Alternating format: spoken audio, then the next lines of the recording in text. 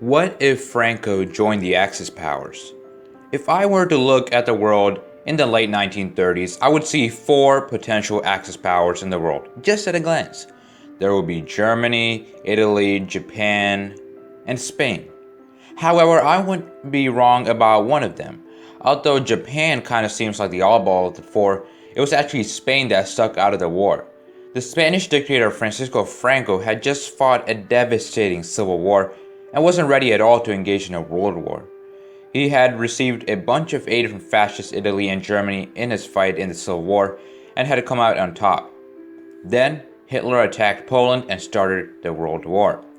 Well, Franco was basically an Axis power in all but name. He committed a bunch of volunteer troops to the German side, especially on the Eastern Front. Many of Franco's supporters were rabid communist haters, and they got to unleash all of that fury when they invaded the Soviet Union. It is estimated that up to 45,000 volunteer troops came from Spain to fight the communists. Franco told them not to fight the Allies, and he was especially wary of fighting Britain. Franco supplied a bunch of military and financial aid, kind of like a thank you gift for Hitler's assist back in the Spanish Civil War. So we must ask, what if Franco actually joined the Axis side instead of just staying on the sidelines and just pretending to be an ally of Germany? So what would happen in order for this to take place in reality? Well, we must emphasize that it was very close to approaching reality. In 1940, when Germany was taking over France and seemed to be on the verge of invading Great Britain and achieving victory, Franco offered to join in the fight. However, Hitler refused to help, getting too full of himself. When Hitler fell on some hard times himself, Franco refused to join.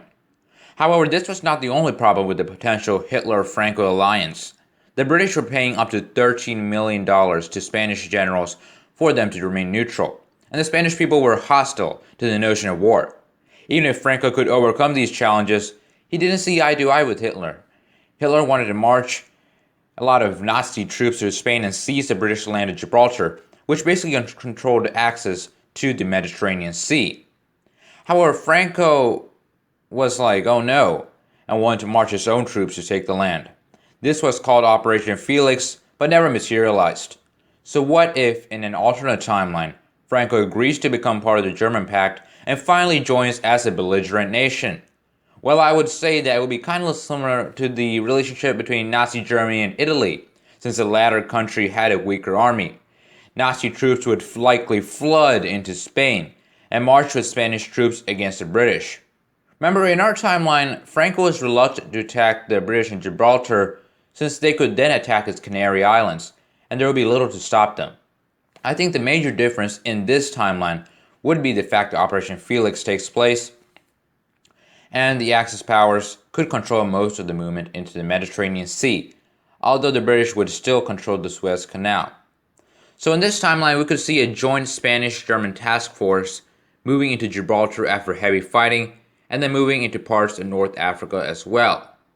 However, this can probably be taken back by a joint Allied invasion, much like happened in our timeline in the form of Operation Torch.